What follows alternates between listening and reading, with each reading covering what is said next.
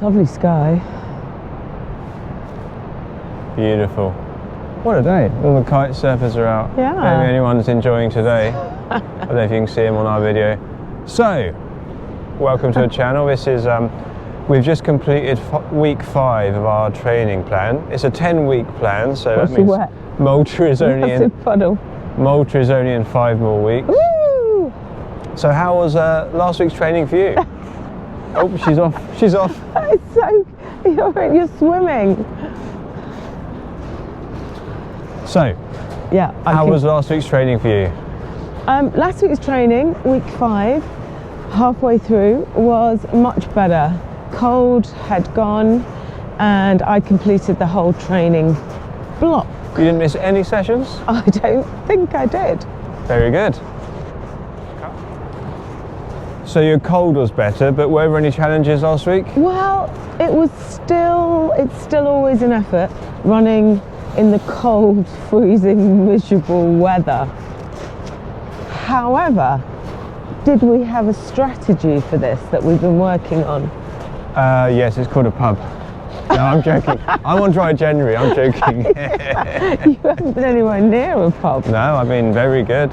Well, basically, what we wanted to talk about today, very briefly, are 5 top idiot-proof tips that seem so simple, but actually can really help to get you out the door and give you a good run when it's really horrible weather. Idiot-proof, that sounds suitable. Well, that's why I need it. So you said idiot-proof tips. What's tip number 1? Well, the first tip number 1, is dress smart, not heavy. And what do you mean by that? Well, to keep it really simple, obviously there are variations on this, 3 layers. First layer, make sure that it's sweat wicking, the one that's next to your skin, moisture wicking, so that you don't get freezing cold. Yep.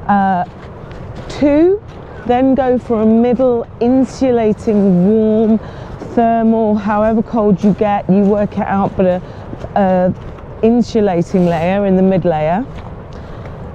And then on the outer layer, 3rd layer, wind resistance. Now, I didn't think wind resistant tops or running jackets were that important till I bought a really good one recently. Who bought you a really good one recently? Oh. Actually, you bought me a really good one. Very expensive for my birthday. Happy birthday. Oh, thank you. Do you know what? It's been a game changer. Game changer. Game changer. Oh, another hurdle. Hang on. Wow, we're hurdling. Hang on. From this angle.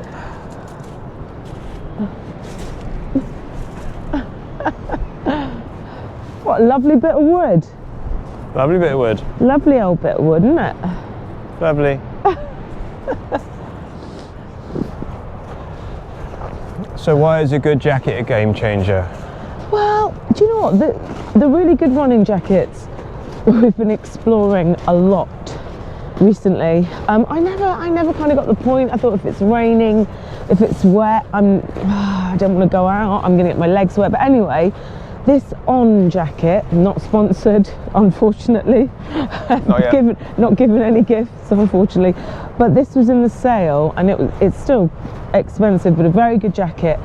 But I can't believe the difference. We do live on the south coast, which is super windy, as you can see today. And it's just enough. It's an amazing layer that is so light, but it just keeps that biting cold out that is so uncomfortable, which I think might bring us on to the next tip. So, what's top tip number 2? Tip number 2 is so simple and something we've learned really recently, which I can't believe, didn't even think about it, but if when you stand outside you're warm enough, you're too warm. I've done it so many times. You mean when you first go outside? Yeah. I've done it so many times where I've been like, oh, so I've wrapped up with all my layers, and then after the first mile, 10, 15 minutes in, whatever, first mile and a half, I've had to stop, interrupt my flow, and so really you're aiming to feel warm after about the first mile? Yeah. Okay. Which leads on tip number 3. Yes. 3. So tip number 3, leading on from tip number 2, which is you got to feel a little bit cold to start off with. However, tip number 3, so simple, but I hadn't even thought of this until recently. Warm up inside. 1, leg swings. 2, jumping jacks. 3, arm swings, whatever it is, whatever you like, just to get your heart rate up. Such a simple tip. But actually, like me, if you just don't want to go out because it's so cold, but you don't want to overdress and interrupt your flow a mile in, then have a little warm up, just a little jump around or whatever it is that feels good to you before you go out. Get your heart rate up, get your heat up, and then that first mile feels so much better and you don't have to undress and ruin your rhythm.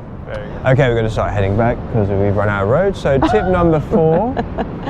Okay, tip number 4 is very basic. Once again, protect your extremities. Now, these tips, actually thinking about it, may not be as applicable if you're 20 or under, or even 30 or under, but I'm telling you, I know a lot of my friends in their 40s, 50s and beyond whose hands and feet get very cold very quickly, and obvious as it may seem, invest in a good pair of gloves. I used to wear rubbish gloves. How about you? I wear a very nice pair of running gloves, Salomon Thermal? made. They're not really thermal, they're just a really nice, lightweight, keep your hand warm layer. Okay. But everyone feels the cold differently. They do. Good socks, good quality, good gloves, and a beanie, and also, so a buff is really important, especially when it's freezing cold wind, and that leads us on to tip number 5. Aha! Hang on, jump the puddle. Hang on, here we go. Oh no. This will be fun. I This will be can't funny. jump that. Oh! Oh, well done. Oh, so agile. I was trying to get you to do Chariots of Fire. Sorry. So tip number 5, Jude. Well, it leads on because having a buff and protecting your lungs from cold air. So cold air hits your lungs hard. So 2 main things, just make sure you can cover your nose or your mouth with either a schnud, a buff, or part of your layer. And it really helps. It really helps keep your face warm, and that just helps to help you settle in and breathe. Also, maybe right at the beginning, if it's really windy, it is like now, concentrate on your effort level. Just get comfortable. Don't worry about your pace for the first mile. Also, run to warm your body up before you try and go hell for leather. Because actually trying to breathe and regulate your breathing when suddenly you get all this cold air on your lungs does not feel that great. No, it's a challenge. But that's winter running in the UK or any cold climate. You have to adapt and come up with a good plan when the weather isn't being very kind. And in worst case scenario, head to the gym if it's open, because our gym's been closed for most of the week. Use a treadmill, use your elliptical, go on an exercise bike. Really frustrating. Have a swim, do some classes, jump around. You know, missing around. 1 or 2 runs, as we've mentioned before, does not ruin your training, but missing weeks or months will. So, don't let cold, miserable weather Hang on, jump again. be your excuse. Let's not jump, it's too big. That's really big. Puddle, river. So, don't let cold, miserable weather be your excuse to stop training. If it's really horrific and you just can't face it, then bike, gym, Swim, classes. Just do something that is gonna hike up your VO2 max, get you going, get you moving, make you feel good. Because I actually, when I've missed sessions, I felt rubbish. If I've done very little all day, and it's been miserable and grey, then I felt miserable and grey. You don't have to feel how the weather is. Oh, Very good, wise words from Jude. So, that came out of the blue. I think we'll wrap this video up, so we'll see you next time. Thanks for watching, please like and subscribe. And don't forget, don't use cold weather as an excuse to stop your training. Ciao.